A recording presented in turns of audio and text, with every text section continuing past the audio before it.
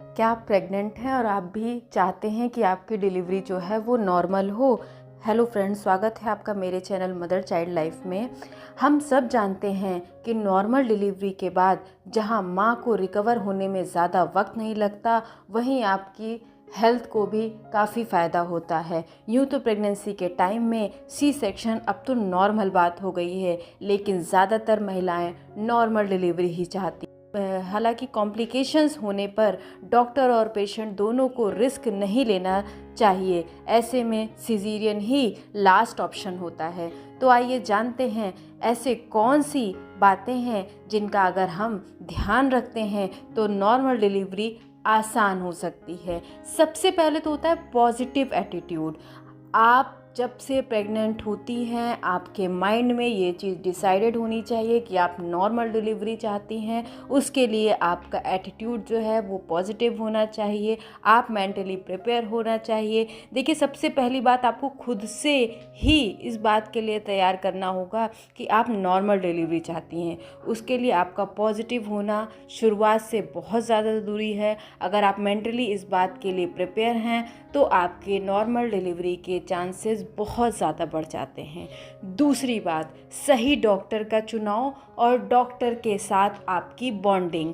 आजकल सही डॉक्टर को सेलेक्ट करना बहुत ज़रूरी है प्रेगनेंसी में, क्योंकि आज के टाइम में बहुत से डॉक्टर सिर्फ पैसे बनाने के लिए आपके सामने ऐसा सीन क्रिएट कर देते हैं कि आप सी सेक्शन के लिए मजबूर हो जाते हैं। तो सबसे पहले आप ऐसे डॉक्टर का चुनाव करें जो ज़्यादा से ज़्यादा नॉर्मल डिलीवरी करवाते हों, जिनकी पेशेंट के साथ बॉन्डिंग अच्छी रहती हो और वे अच्छे से पेशेंट को ट्रीट करते हों, उन्हें इनकरेज करते हों नॉर्मल डिलीवरी के लिए। तो ये दूसरी महत्वपूर्ण बात होती है जो कि नॉर्मल डिलीवरी के चांसेस को बहुत ज़्यादा बढ़ाती है।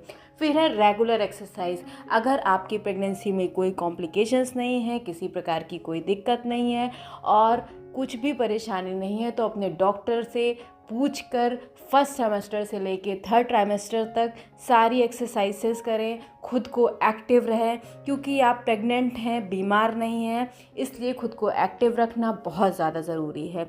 अगर आप पूरा टाइम 9 मंथ को खुद को एक्टिव रखती हैं और एक्सरसाइजेस करती हैं तो 90% आपके नॉर्मल डिलीवरी के चांसेस बढ़ जाते हैं।